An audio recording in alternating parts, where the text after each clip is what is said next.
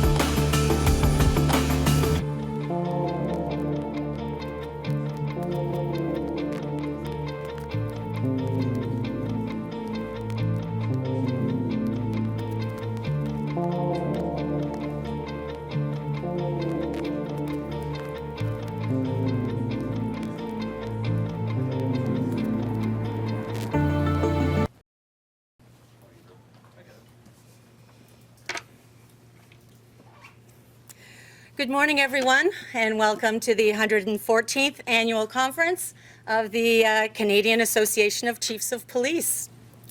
Donc, bienvenue à tous. Bienvenue à notre 114e conférence annuelle de l'Association canadienne des chefs de police. My name is Natalie Wright, and I'm the Communications Advisor for the CACP, and I have the privilege of serving as your Master of Ceremonies for today. Donc, je m'appelle Nathalie Wright, je suis conseillère en communication pour la CCP, et j'ai le plaisir d'être votre maître de cérémonie pour aujourd'hui. Donc, suite à l'allocution de nos deux porte-paroles, nous allons avoir une période de questions qui sera suivie de la possibilité d'entrevues individuelles. So Chief Mark Neufeld from the Calgary Police Service, host for this year's conference, will speak first. He will be followed by Chief Constable Adam Palmer, President of the Canadian Association of Chiefs of Police. Following their remarks, there will be a question period to be followed by an opportunity for you to have individual interviews if you would like. Suite à la conférence de presse, nous vous invitons à effectuer une visite de notre foire commerciale policière, où il y a plusieurs expositions qui pourraient être d'intérêt pour vous. Vous pouvez poser des questions à nos exposants et capter des images qui pourraient appuyer vos articles.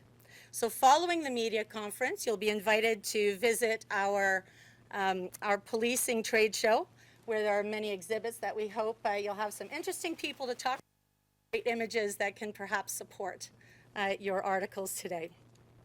And myself and my colleague, Lindsay, will be escorting you. So without further ado, I would like to invite Chief Mark Neufeld of the Calgary Police Service to say a few words. Chef Neufeld, je vous invite à prendre la parole. Good morning, everybody. Thanks for coming.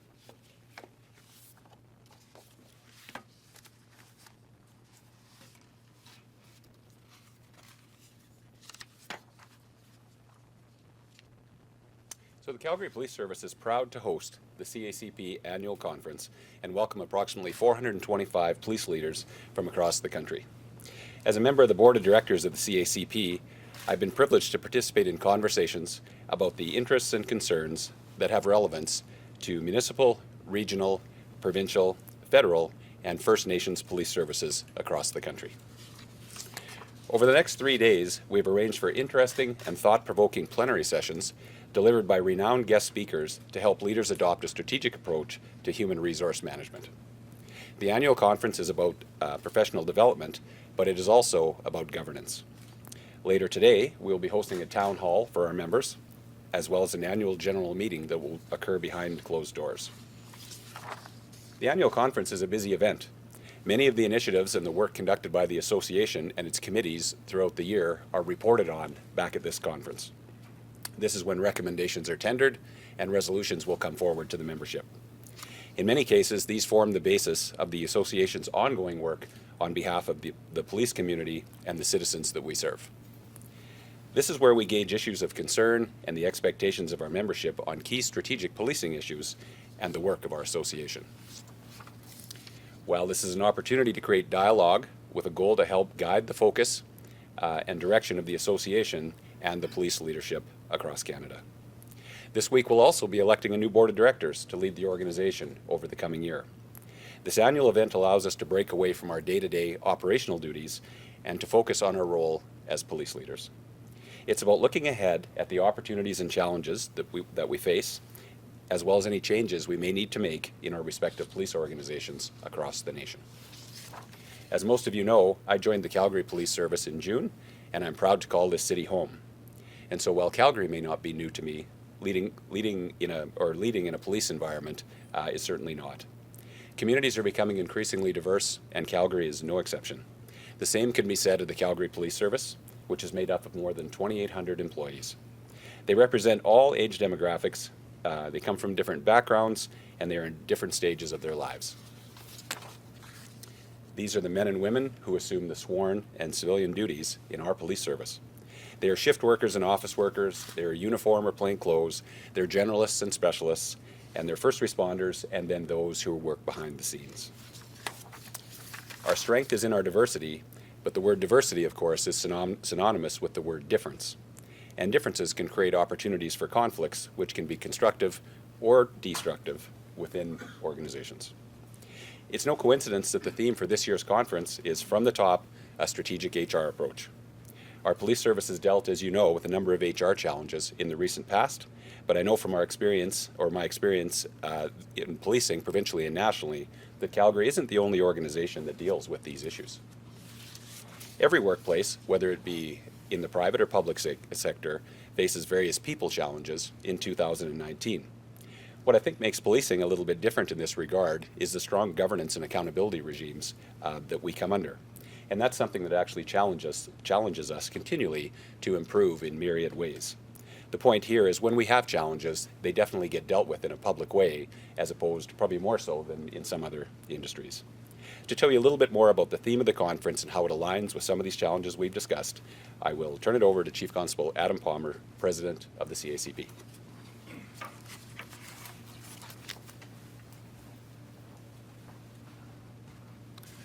Good morning, everybody.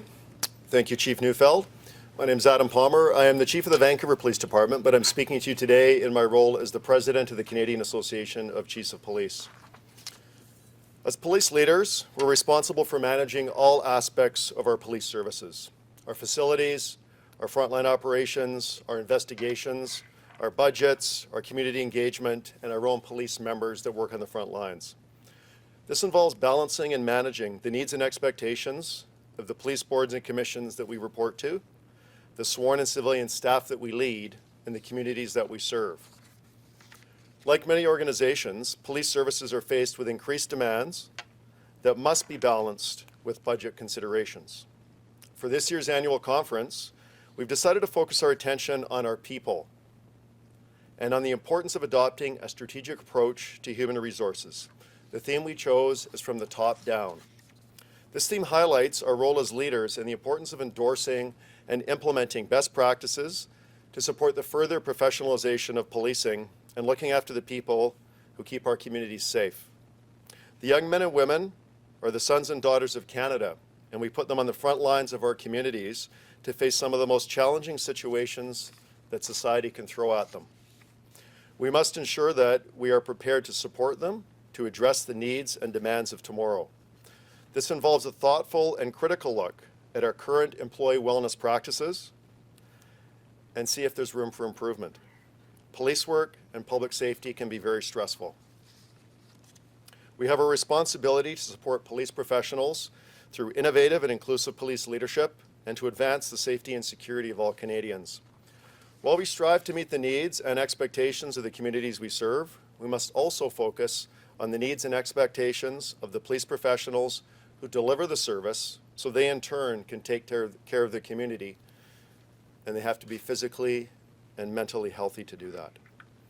We're also doing a lot of work on equity, diversity, and inclusion within our police services. There are also significant changes taking place in the police leadership community across Canada, and there have been many chiefs that have changed places this year and chiefs that have retired, and the demographic cycle that we're in right now, we have many people that are up for retirement in police leadership roles across Canada, underlining the further importance of developing the future police leaders of tomorrow, which is a major focus of the CACP Board of Directors. While adapting to shifts in public policy and the impact that it has on policing, it's important to remember that policing also has an impact on public policy. As a result, we must be nimble and prepared to adapt to the new laws and regulations that we are called upon to enforce. Having said that, CACP has always played an important role in public policy decision-making, and we are regularly consulted by government, and we have a strong voice at the table, which we really appreciate. This conference has also been designed to allow police leaders to discuss how we can leverage new technology and hear from thought leaders from across Canada and outside of Canada as well. We will consider the intergenerational nature of our workforce, as well as the social and cultural differences that sometimes require special considerations. We will explore ways to recognize and address issues such as harassment and discrimination in order to overcome exclusion in the workplace. The goal of every police leader is to create a workplace that is happy, healthy, and supportive, with a workforce that is competent, compassionate, professional, and responsive to the communities we serve. Building and maintaining trust in policing is not only about achieving the confidence of the public, but also of the police officers that we call upon to provide this service. Thank you for joining us today and for your interest in the Canadian Association of Chiefs of Police. And myself and Chief Neufeld are available to take questions.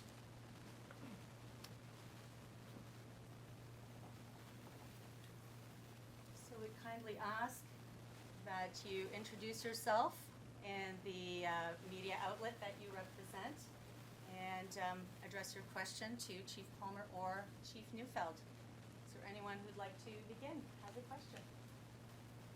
Bill Kaufman, News Media. Chief Neufeld, I'm sure you're aware of some of the concerns related about harassment and discrimination in CPS. How do you think this conference will further rectify this? Thanks for the question, Bill. Yeah, for sure. So I think the conference is directly related, and you can imagine that we went into the planning of hosting this conference some time ago, and I would credit actually former Chief Chaffin for his leadership in this regard.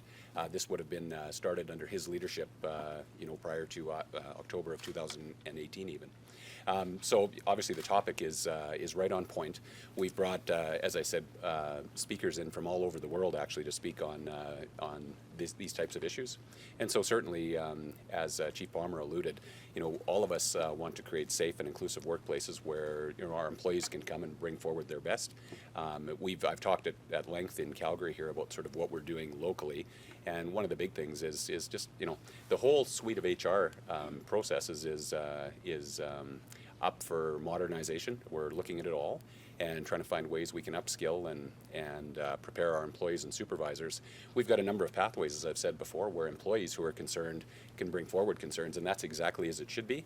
One of the things that I think are really important, though, is making sure we upskill our supervisors so we can get a bit more prevention going on, and we don't have to rely on more of a complaints-based process. So I look forward to a lot of the sessions and the learnings being able to help us in some of those regards and seeing what's being done elsewhere. How much further do you think the CPS needs to go on this? Oh, we've got lots of work to do.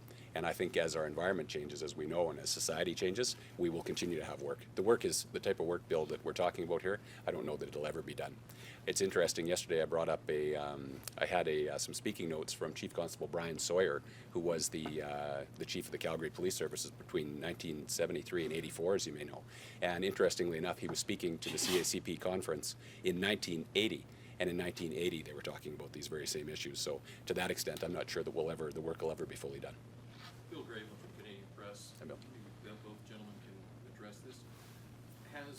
Are there any lessons to be learned from what happened with the RCMP? Because it's sort of along the same lines of what you were talking about. Obviously not just a concern in Calgary, but nationally, from a national perspective. Yeah, I would say yes, and as I said before, it doesn't matter what workplace you're talking about, public or private. I think we've got human resource concerns. Again, we deal with them, very publicly, and the RCMP are no different. I think a lot of the issues are similar issues. We talked about how diverse our workforce is. We talk about wanting to increase diversity in the workforce, and of course we still want to do that, but one of the things we know we need to work on as well is inclusion. So after we have folks in there from different backgrounds, how well is it going then? And so, yeah, I think for sure, I think the things that other police agencies are doing, including the RCMP, can certainly be leveraged for us going forward. Yeah, I'd be happy to comment on that. So I just want to provide a little context and just remind people that regardless of what sector you're in, if you're in the media, you have harassment. If you're in healthcare, if you're in IT, if you're in education, if you're in public safety, anytime you get human beings together in large organizations, you will have some harassment issues. The one thing that's different about policing is that we have more oversight than any other occupation, more than doctors, more than lawyers, more than airline pilots, more than anybody else. So we are always under the microscope for everything we do, rightfully so, because we have extraordinary powers in society. And everything that we're doing tends to come to the forefront more than other occupations. But I just want people to always remember that this is not anything unique to policing. This is when you get people together in society. Having said that, to get back to the root of your question, yes, we can learn from the experiences that you're referring to. I think we all have experiences in our own organizations and looking at other agencies across Canada, in the United States, other sectors in society, and there's definitely lessons to be learned. Nobody is doing this perfectly, and there's no magic bullet that anybody's found. So a lot of work to do. Will it be easier, do you think, as some of the older officers retire? I mean, there's like people talk about an old boys network, and are the younger generation coming up, are they a little more in tune with what you're looking for? I think every generation has its challenges. You're right, we're going through a change, a demographic change, where a lot of senior officers are retiring. We have great new people coming into the organization, very diverse, people with all different kinds of ideas. Even the new generation, though, like they were raised differently. They're on social media network, and they don't know an era without smartphones, and they have their own outlook on life, so that creates different challenges. But I will tell you, the great men and women that we're bringing into police services nowadays, they're very open, very thoughtful people, and the issue of equity, diversity, inclusion sits very well with them. So we're heading in a good direction. Just one final question. Anything you come up with in way of resolutions or anything, is it binding on any of the police forces? So we do have resolutions that are coming out later this week. There's 6 of them from the CACP. Some of them will be more inward focused, but a lot of them are actually resolutions towards government, where we're expecting action from government. So you will see those coming out.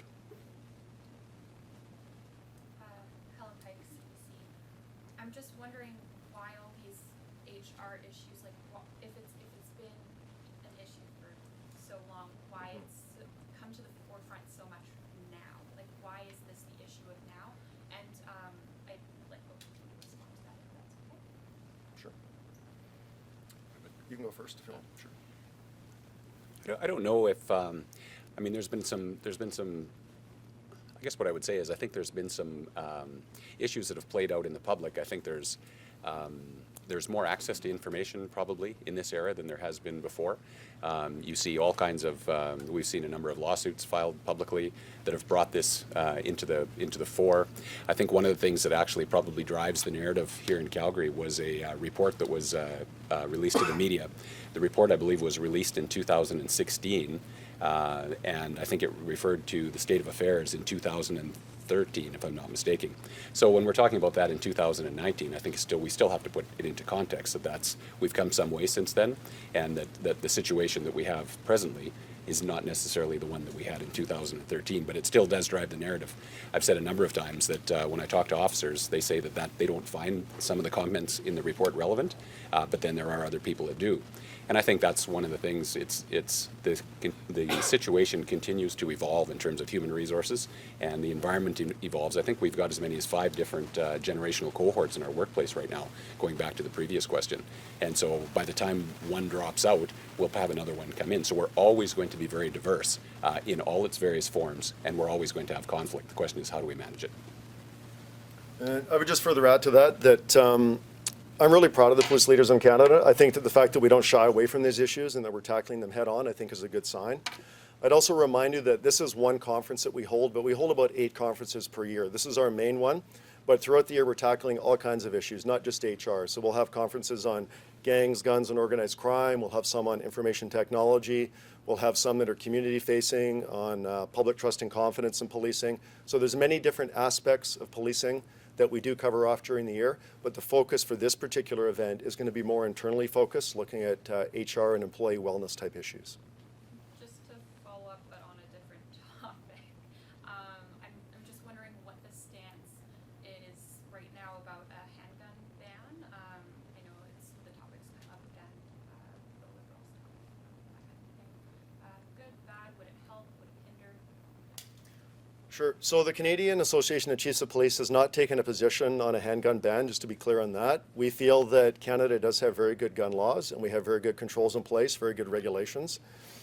We were supportive of Bill C-71, which now has royal assent, which was changes to firearms regulations in Canada that tightened up already existing good gun laws in Canada. I think one thing that you have to put in context with gun violence in Canada is that when you're seeing events happening in some of the major centers across the country, the people that are committing those offenses are already committing crimes. Like, the things that they're doing are already illegal. So you've got to put it in context as well that we do live next door to the United States, which has Second Amendment right to bear arms, more firearms in that country than anywhere else in the world per capita. And regardless of what the laws are in Canada, there will always be a flow of firearms from the United States coming into Canada. So we can tweak some of the laws we have, but I don't want anybody to be under the misconception that there's a magic solution that all of a sudden you ban weapons, that we're not going to see them in Canada, because the people that are possessing and using these weapons in Canada are already doing it illegally. So you're talking about making something that's illegal more illegal. Chief Neufeld, along those lines, there's been a spate of shootings into Calgary over the weekend. Some of them appear to be, putting the general public at risk. Any thoughts on concerns about that? Oh, very concerned, obviously, and that's been a topic of conversation with the media over the last number of weeks. Yeah, our numbers are up for certain. We've been engaged in that with our guns and gangs teams doing interdiction and suppression work. We've got engagement with the community and the local politicians. We've got folks coming to YouthLink for sort of training and education on how to recognize high-risk behavior in their own children. So we're at this from all angles. I think we've seen that over the years. We've seen it ebb and flow, and I would say that we're certainly seeing it a flow a little bit right now, which is very disconcerting because I would agree with you. There's been a number of incidents there that somebody not involved in the conflict could have been hurt. So yeah, so we continue to be engaged in that, and we are highly concerned. Madeline Smith, Calgary. Chief Neufeld, can you give any update on the status of hiring a new head of HR for CPS? Yes, thank you. Yeah, good question. So we are going to continue, for those of you who don't know, to go down the road of having a civilian Chief Human Resource Officer. And so that posting for the position is out and active right now, and I don't believe it's closed just yet, Madeline. So that'll be coming forward here in the not too distant future. As well, Chief Palmer, I don't know if maybe, just because there's been some news lately about Calgary Supervised consumption site and kind of dealing with potential issues around there, and obviously Vancouver has a long history of these types of sites and dealing with that. So, is there anything in terms of what the police are dealing with here that you've seen in the past that you might have some insight on how to sort of approach some of those issues or issues around the drug crisis and crime that is associated with that as well? So you're right, we have a long history of supervised injection sites in Vancouver dating back to 2003. So we've had them for 16 years. I will say in Vancouver, they've just become part of the fabric of our community. And really, they're almost kind of a non-event, to be quite frankly. The police get very few calls for service there. The key to it, though, I think, is just putting it in the right neighborhood in your city. It's not about putting it somewhere that is not going to work. Like, you got to put it somewhere where there's already a demand for service for that type of facility. And every community has to make up their own mind. So in Vancouver, the community expectations and standards are that they're very supportive. I realize in other communities across the country that that may not be the case. So the CACP's position has been that it's been every chief's individual responsibility to work with their community, work with their city councils, work with their police commissions, and see what works for their community. As far as Vancouver, we put ours in an area that was downtown east side, which many people are familiar with, high concentration of IV drug users. And since it's gone in there, it's saved countless people's lives. We've never had an overdose death, even though we've had thousands of overdoses in the SIS. Nobody has ever died in those 16 years. So it's worked well in our community. But, like anything, there's ups and downs that you have to consider and what works with your local population. We have a question for Chief Neufeld. We've been hearing a lot of these shootings are gang-related activity. Does CPS have measures in place to address gang-related activity in the city? Yes, there's conflict. I think we came out at some point here in the not too distant past and talked about that. So these are not shootings that are just random on the streets. We believe that they involve some ongoing conflict between some groups, and so we are fully engaged in that. As you may be aware, we have a guns and gangs team. That team is responsible for doing interdiction and being very visible, doing very visible sort of suppression work. And then, of course, where we have had the shootings, we are following up with the investigative piece in addition to the education piece that I was talking about before. So, yeah, and as I say, because this has ebbed and flowed in the city before, I think we are well resourced and well structured to deal with it. Do you find that these ones are related? For example, this past weekend, obviously at Chinook, very public place outside the movie theater area, and then there was a shooting a few days before that. So are you finding these are related, and is it more of a concern that they're so public? Yeah, it is a concern, as we talked before. Very, very disconcerting when they're public like this. In terms of the ones on the weekend, like the one at Chinook that you refer to, I'm aware of it, the details, but not the intimate details. So to say they're related, I don't know. Chief, quick question for you, just about the increase in domestic incidents and shootings and crimes. Your concerns on that and just you seeing that increase in domestic crime? Yeah, we've seen numbers, as you may know, the numbers from Statistic Canada came out recently there in relation to crime severity index, and so we found increases in virtually all of the violent crimes or the persons crimes. So, I mean, I would say that those are the highest harm crimes that we face. The property crimes are obviously, they impact people as well, but these are ones that certainly are higher harm in that sense. So they're all up to some degree. I've spoken previously about the domestic violence ones. Those are of particular concern to me, not at the expense of the others, but I know the impact that has on families and the intergenerational impacts and that sort of thing. So we're very concerned about those. We're looking into where the increases are, though. So we look in Calgary here at domestic violence, and it's a broad definition, including sort of anything that's familial. So as you know, we've had a number of homicides this year alone that have involved, children and parents. Some involve intimate partners, and so we're looking to see where exactly are those increases being seen, and then even in terms of geography in the city and communities, where exactly are we seeing it? Because in terms of trying to put in a prevention effort of some sort, we need to understand it probably a little better than just the raw numbers. Are you able to just touch briefly on some of the challenges police have faced in light of these budget cuts as well, in terms of resources, anything like that that you guys have faced recently on that as well? Yeah, I think the first, the budget cuts that we've had up to date here, we've been able to manage relatively, efficiently through administrative means, so such that they shouldn't have too big of noticeable impact in terms of service to the public. Now, what keeps me up at night a little bit is there's still some talk about provincial funding and that sort of thing, so this may not be the last threat we face in terms of this sort of thing. And so our budget there is probably 87%, like every police service, about 87% salary and benefits, so it's people. So if we have a sizable budget cut, you have to cut meat because there's no fat to cut in terms of things other than people. So that's a big concern to me. At this point, I think we have had to delay a recruit class. So we're experiencing a fair bit of attrition these days, just in the natural sense, and so we've pushed off a recruit class. That will undoubtedly have effects down the road. It doesn't today, but it will certainly down the road. So that's probably the most direct, while still indirect, that I could point to right at this minute. Just coming back to those crime stats, we also saw that there was an increase in shoplifting, specifically among liquor stores. Is there a reason for that? Yeah, I think those we see those numbers ebb and flow, and we're seeing them do that across the whole province.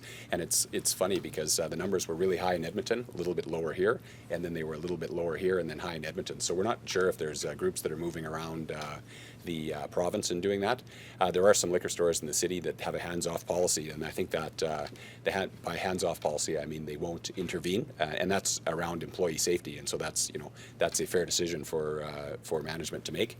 But I think that's gotten around to some folks who are into that sort of activity, and so they'll walk into liquor stores and walk right out, and so that certainly has driven the numbers up as well.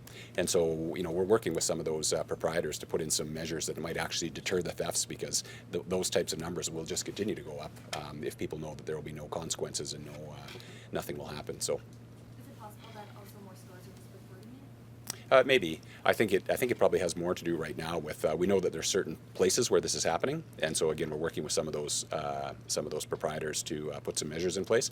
But it could also be that just the fact that we're developing more stores as well. So yeah, that could also be a contributor. Any other questions?